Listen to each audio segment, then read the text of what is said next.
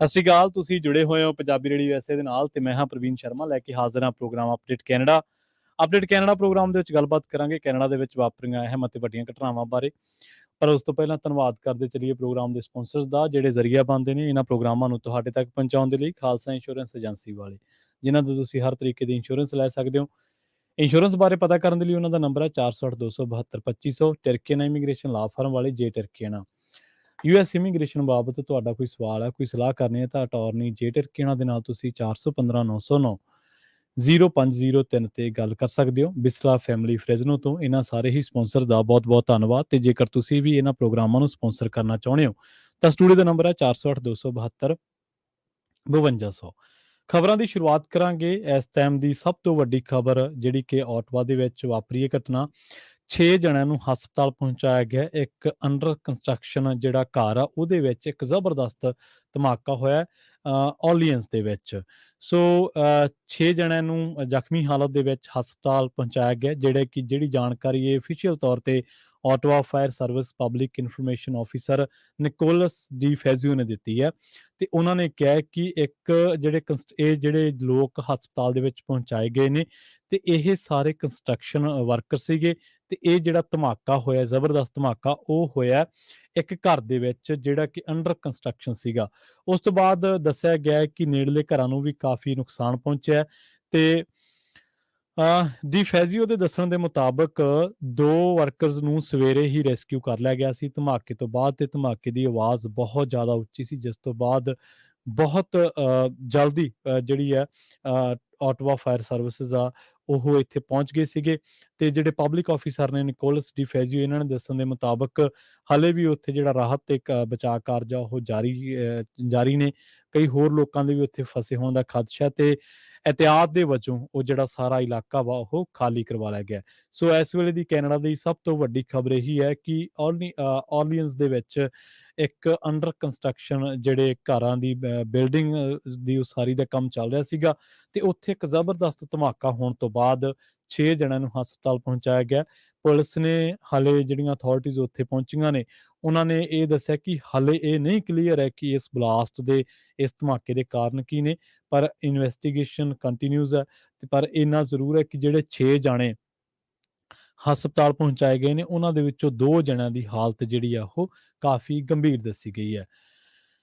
ਅਗਲੀ ਖਬਰ ਦੇ ਵੱਲ ਵਧਦੇ ਹਾਂ ਤੇ ਗੱਲ ਕਰਦੇ ਹਾਂ ਦਿਲਬਾਗ ਹੋਠੀ ਦੀ, ਜਿਹੜਾ ਕਿ ਦਿਲਬਾਗ ਦੀ ਡੀਲਾਈਨ ਹੋਠੀ, ਜਿਹੜਾ ਕਿ ਸਰੀ ਪੁਲਿਸ ਸਰਵਿਸ ਦੇ ਵਿੱਚ ਕੰਮ ਕਰਦਾ ਸੀ ਤੇ ਸਸਪੈਂਡਡ ਚੱਲ ਰਿਹਾ ਸੀਗਾ। ਤੇ ਹੁਣ ਉਹਦੀ ਮੌਤ ਜਿਹੜੀ ਆ ਉਹਦੇ ਬਾਰੇ ਹੁਣ ਪੁਲਿਸ ਮਹਿਕਮੇ ਵੱਲੋਂ ਜਾਂਚ ਕੀਤੀ ਜਾ ਰਹੀ ਹੈ। ਪਰ ਇਹ ਕਿਹਾ ਜਾ ਰਿਹਾ ਕਿ ਸੋਸ਼ਲ ਮੀਡੀਆ ਤੇ ਜਾਂ ਫੇਸਬੁੱਕ ਤੇ ਜਿਹੜਾ ਦਿਲਬਾਗ ਹੋਠੀ ਆ ਉਹਨੂੰ ਇੱਕ ਕਾਇੰਡ ਤੇ ਇੱਕ ਬੜਾ ਪੇਸ਼ੇ ਨੂੰ ਸੁਹਿਰਦ ਤੇ ਸਮਰਪਿਤ ਪੁਲਿਸ ਆਫਿਸਰ ਵੱਲੋਂ ਜਾਣਿਆ ਜਾਂਦਾ ਹੈ। ਇਹ ਹੋਇਆ ਕੀ ਸੀਗਾ ਕਿ ਇੱਕ ਹੋਠੀ ਜਿਹੜਾ ਕਿ 26 ਸਾਲ ਦਾ, ਜਿਹੜਾ ਕਿ ਇਸ ਵੇਲੇ ਆਪਾਂ ਕਹਿ ਸਕਦੇ ਹਾਂ ਕਿ ਲਗਾਤਾਰ ਉਹ ਸਰੀ ਪੁਲਿਸ ਸਰਵਿਸਿਜ਼ ਦੇ ਨਾਲ ਜੁੜਿਆ ਹੋਇਆ ਸੀਗਾ।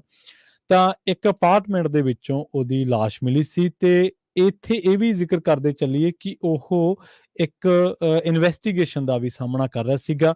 ਹਾਲਾਂਕਿ ਉਹ duke of Connaught ons rifle newsletter ਦੇ ਨਾਲ 2016 ਦੇ ਵਿੱਚ ਜੁੜਿਆ ਤੇ ਉਸਨੇ ਜਿਹੜੀ ਕੈਨੇਡੀਅਨ ਫੋਰਸਿਸ ਡੈਲੀਗੇਸ਼ਨ ਹੈ ਵੈਨਕੂਵਰ ਦੇ ਵਿੱਚ ਜਾਂ ਹੋਰ ਕਿਤੇ ਥਾਈਂ ਆਪਣੀਆਂ ਸੇਵਾਵਾਂ ਵੀ ਦਿੱਤੀਆਂ।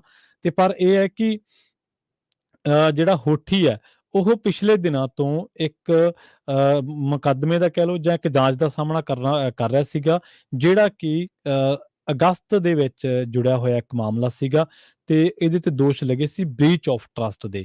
ਸੋ ਚੀਫ ਨੋਮ ਜਿਹੜੇ ਲਿਪਿੰਸਕੀ ਆ ਉਹਨਾਂ ਨੇ ਇੱਕ ਸਟੇਟਮੈਂਟ ਜਾਰੀ ਕੀਤੀ ਹੈ ਰਿਪੋਰਟਰਸ ਨੂੰ, ਜਿਹਦੇ ਵਿੱਚ ਇਹ ਗੱਲ ਕਹੀ ਹੈ ਕਿ ਹਾਂ ਉਹ ਸਸਪੈਂਡਡ ਚੱਲ ਰਿਹਾ ਸੀਗਾ, ਉਹਨੂੰ ਕੋਈ ਤਨਖਾਹ ਵੀ ਨਹੀਂ ਦਿੱਤੀ ਜਾ ਰਹੀ ਸੀ। ਇਨਵੈਸਟੀਗੇਸ਼ਨ ਇੱਕ ਔਨਗੋਇੰਗ ਸੀ, ਪਰ ਇਸੇ ਦਰਮਿਆਨ ਉਸ ਦੀ ਜਿਹੜੀ ਲਾਸ਼ ਆ ਉਹ ਬੀਤੇ ਦਿਨ ਇੱਕ ਅਪਾਰਟਮੈਂਟ ਦੇ ਵਿੱਚ ਮਿਲੀ ਹੈ। ਇਸ ਮੌਤ ਦੇ ਕਾਰਨ ਕੀ ਨੇ ਇਹਦੇ ਬਾਰੇ ਹਾਲੇ ਕੁਝ ਵੀ ਜਿਹੜਾ ਉਹ ਦੱਸਿਆ ਨਹੀਂ ਗਿਆ। ਪਰ ਹਾਂ ਇਹਨਾਂ ਦੱਸਿਆ ਗਿਆ ਕਿ ਅਪਾਰਟਮੈਂਟ ਦੇ ਵਿੱਚ ਸੈਲਫ ਇੱਕ ਇਨਫਲਿਕਟਡ ਗਨ ਸ਼ਾਟ ਜਿਹੜਾ ਉਹ ਜ਼ਰੂਰ ਹੋਇਆ ਇਸ ਮਾਮਲੇ ਦੇ ਵਿੱਚ। ਸੋ ਇਹਦੀ ਮੌਤ ਦਾ ਜਿਹੜਾ ਰਹੱਸ ਆ ਉਹ ਹਲੇ ਬਰਕਰਾਰ ਆ। ਅਥਾਰਟੀਜ਼ ਕੁਝ ਵੀ ਕਹਿਣ ਤੋਂ ਜਿਹੜੀਆਂ ਨੇ ਉਹ ਹਲੇ ਬਚਦੀਆਂ ਨਜ਼ਰ ਆ ਰਹੀਆਂ ਨੇ। ਹਾਲਾਂਕਿ ਕੁਝ ਕੁ ਵੇਰਵੇ ਸਾਂਝੇ ਕੀਤੇ ਗਏ ਨੇ ਜਿਹੜੀਆਂ ਉਹਨੇ ਆਪਣੀਆਂ ਸੇਵਾਵਾਂ ਦੇ ਦੌਰਾਨ ਕਿੱਥੇ ਕਿੱਥੇ ਸੇਵਾਵਾਂ ਦਿੱਤੀਆਂ, ਕੀ ਕੀ ਕਾਰਨ ਰਹੇ, ਉਹਨਾਂ ਨੂੰ ਲੈ ਕੇ।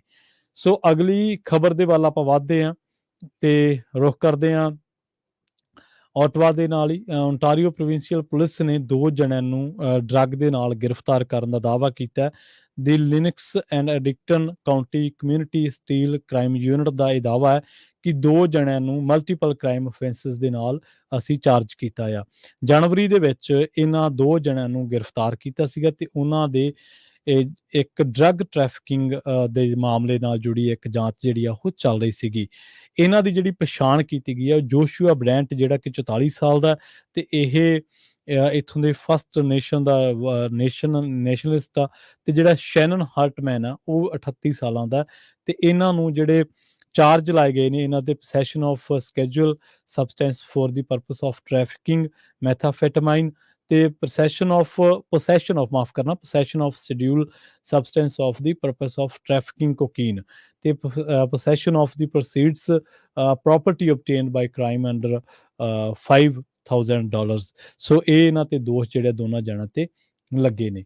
ਸੋ ਕੈਨੇਡਾ ਦੀ ਜਿਹੜੀ ਸਿਆਸਤ ਦੇ ਨਾਲ ਜੁੜੇ ਲੋਕ ਨੇ ਜਾਂ ਕੈਨੇਡਾ ਦੀ ਜਿਹੜੇ ਹੋਰ ਸਿਆਸਤ ਦੇ ਨਾਲ ਜੁੜੇ ਨੇ, ਉਹਨਾਂ ਟੋਰਾਂਟੋ ਦੀ ਜੇਕਰ ਸਿਆਸਤ ਦੀ ਗੱਲ ਕਰੀਏ ਤਾਂ ਇਸ ਵੇਲੇ ਚਰਚਾਵਾਂ ਇਹ ਵੀ ਨੇ ਕਿ ਮੇਅਰ ਜੌਨ ਟੋਰੀ, ਜਿਹੜੇ ਕਿ ਨੈਤਿਕਤਾ ਦੇ ਆਧਾਰ ਤੇ ਅਸਤੀਫਾ ਦੇ ਗਏ ਨੇ, ਉਹਨਾਂ ਦੇ ਉੱਤੇ ਪਿਛਲੇ ਦਿਨੀ ਦੋਸ਼ ਲੱਗੇ ਸਨ ਕਿ ਉਹਨਾਂ ਨੇ ਆਪਣੇ ਆਫਿਸ ਦੇ ਵਿੱਚ ਹੀ ਬ੍ਰੀਚ ਆਫ ਟਰਸਟ ਕੀਤਾ। ਮਤਲਬ ਉਹਨਾਂ ਨੇ ਕੁਛ ਇਸ ਤਰ੍ਹਾਂ ਦੀਆਂ ਹਰਕਤਾਂ ਕੀਤੀਆਂ ਜਿਹਦੇ ਨਾਲ ਇੱਕ ਅਹੁਦੇ ਦੀ ਮਾਣ ਮਰਿਆਦਾ ਨੂੰ ਠੇਸ ਪਹੁੰਚੀ ਹੈ। ਉਹਨਾਂ ਤੇ ਜਿਸਮਾਨੀ ਸ਼ੋਸ਼ਣ ਦੇ ਇਲਜ਼ਾਮ ਲੱਗੇ ਸਨ। ਤਾਂ ਹੁਣ ਉਹਨਾਂ ਨੇ ਨੈਤਿਕਤਾ ਦੇ ਆਧਾਰ ਤੇ ਜਿਹੜਾ ਅਸਤੀਫਾ ਦੇ ਦਿੱਤਾ ਸੀਗਾ। ਉਹਨਾਂ ਨੇ ਕਿਹਾ ਸੀਗਾ ਕਿ ਇਹਦੇ ਨਾਲ ਮੇਰੇ ਪਰਿਵਾਰ ਦੇ ਨਾਲ ਧੋਖਾ ਹੋਇਆ, ਮੈਨੂੰ ਜਾਪਦਾ ਕਿ ਮੈਂ ਆਪਣੇ ਪਰਿਵਾਰ ਦੇ ਨਾਲ ਧੋਖਾ ਕੀਤਾ। ਦੂਜੀ ਉਹ ਗੱਲ ਕਹੀ ਸੀਗੀ ਕਿ ਇਹ ਮੇਰੇ ਅਹੁਦੇ ਦੀ ਮਾਣ ਮਰਿਆਦਾ ਦੇ ਬਿਲਕੁਲ ਉਲਟ ਹੈ। ਜੌਨ ਟੋਰੀ ਤੋਂ ਬਾਅਦ ਕੌਣ ਅਹੁਦਾ ਸੰਭਾਲਦਾ, ਇਹ ਟੋਰਾਂਟੋ ਦੀ ਸਿਆਸਤ ਦੇ ਵਿੱਚ ਇਸ ਵੇਲੇ ਪੂਰੀ ਤਰ੍ਹਾਂ ਦੇ ਨਾਲ ਸਰਗਰਮੀਆਂ ਬਣੀਆਂ ਹੋਈਆਂ ਨੇ। ਤੇ ਸਾਬਕਾ Quebec minister of international relations Frank ਫੋਨੀ ਦਾ ਦੇਹਾਂਤ ਹੋ ਗਿਆ। ਉਹਨਾਂ ਦੀ 63 ਸਾਲ ਦੀ ਉਮਰ ਸੀਗੀ। ਕਿਊਬਿਕ ਦੇ ਪ੍ਰੀਮੀਅਰ ਫ੍ਰਾਂਕਿਸ ਲੇਗਲੌਟ ਨੇ ਸੋਸ਼ਲ ਮੀਡੀਆ ਤੇ ਜਾਣਕਾਰੀ ਦਿੱਤੀ ਅਤੇ ਦੱਸਿਆ ਕਿ ਉਹ ਇੱਕ ਜਜ਼ਬਾਤੀ ਤੇ ਪੇਸ਼ੇ ਨੂੰ ਸਮਰਪਿਤ ਔਰਤ ਸਨ। ਰੁਕ ਕਰਦੇ ਹਾਂ ਸਕਾਰਪੋਰੋ ਦੇ ਵਿੱਚ ਸ਼ੁਰੇਬਾਜ਼ੀ ਤੋਂ ਬਾਅਦ 2 ਜਣੇ ਜ਼ਖਮੀ ਦੱਸੇ ਗਏ ਨੇ। ਉਹਨਾਂ ਨੂੰ ਇਲਾਜ ਦੇ ਲਈ ਹਸਪਤਾਲ ਲਿਜਾਇਆ ਗਿਆ ਤੇ ਇੱਕ ਦੀ ਹਾਲਤ ਗੰਭੀਰ ਦੱਸੀ ਗਈ ਹੈ। ਪਤਾ ਲੱਗਿਆ ਕਿ ਐਲਸਮੇਅਰ ਰੋਡ ਨੇੜੇ ਬੈਲਾਮੀ ਰੋਡ ਨਾਰਥ ਤੇ ਐਂਬਰਜ਼ੈਕ ਬੁਲੇਵਾਰਡ ਦੇ ਵਿੱਚ ਵਾਪਰੀ ਇਸ ਘਟਨਾ ਦੀ ਜਾਣਕਾਰੀ ਦੇ ਕੇ ਟੋਰਾਂਟੋ ਪੁਲਿਸ ਨੂੰ ਸੱਦਿਆ ਗਿਆ ਸੀਗਾ।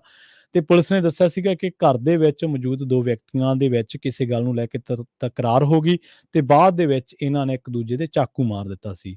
ਪੈਰਾਮੈਡਿਕਸ ਨੇ ਇਹ ਗੱਲ ਦੱਸੀ ਹੈ ਕਿ ਉਹਨਾਂ ਵੱਲੋਂ ਇੱਕ ਵਿਅਕਤੀ ਜੋ ਕਿ ਆਪਣੇ 30ਵਿਆਂ ਦੇ ਵਿੱਚ ਸੀਗਾ, ਉਸ ਨੂੰ ਟਰਾਮਾ ਸੈਂਟਰ ਲਿਜਾਇਆ ਗਿਆ।